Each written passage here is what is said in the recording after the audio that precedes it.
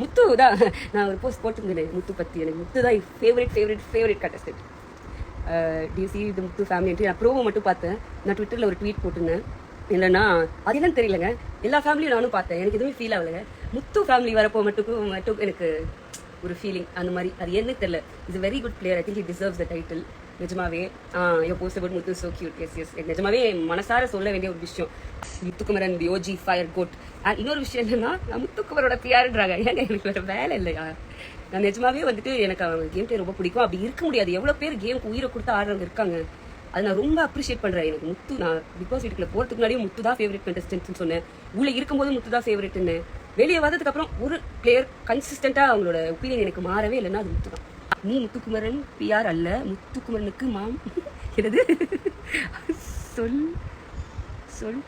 சொல்லட்டுமாவா? நான் எங்கங்க அவங்க மாமா வேலை பார்த்தேன், எனக்கு புரியவே இல்லையே. மாமா வேலை என்னன்னு உங்களுக்குலாம் தெரியுமா? நான் அவங்கள அப்ரிஷியேட் மட்டும் தான் பண்றேன். இதுல என்ன தப்பு இருக்கு? வணக்கம் நண்பர்களே. பிக் பாஸ் சீசன் 8ல இருந்து எலிமினேட் ஆகி வெளியே போன வர்ஷினி வெங்கட் அவர்கள் நிறைய குற்றச்சாட்டுகள் வச்சு ஒரு பெரிய லைவ் வீடியோ போட்டிருந்தாங்க.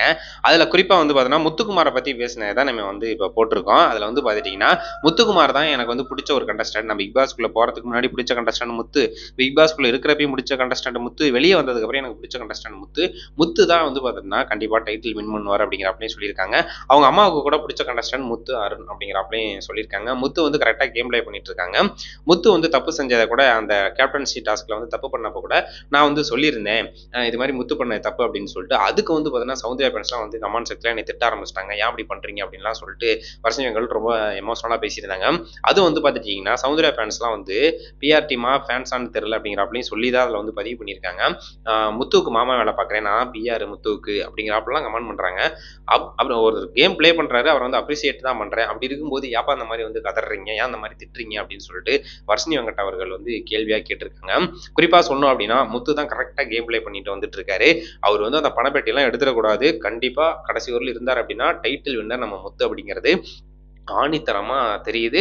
அதுதான் நடக்கும். ஏன்னா முத்துவை தவிர ஒருத்தருக்கு டைட்டில் கொடுக்குறாங்க அப்படின்னா அது வந்து ஏற்றுக்கொள்ளப்படாது.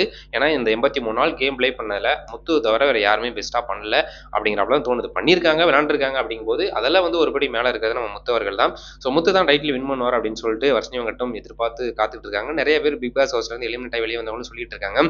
ஸோ உங்களோட எதிர்பார்ப்பு என்னவா இருக்கு? முத்து தான் டைட்டில் வின் பண்ணுவாரா அப்படின்னு சொல்லிட்டு மறக்காம கமெண்ட் பண்ணுங்க. நன்றி.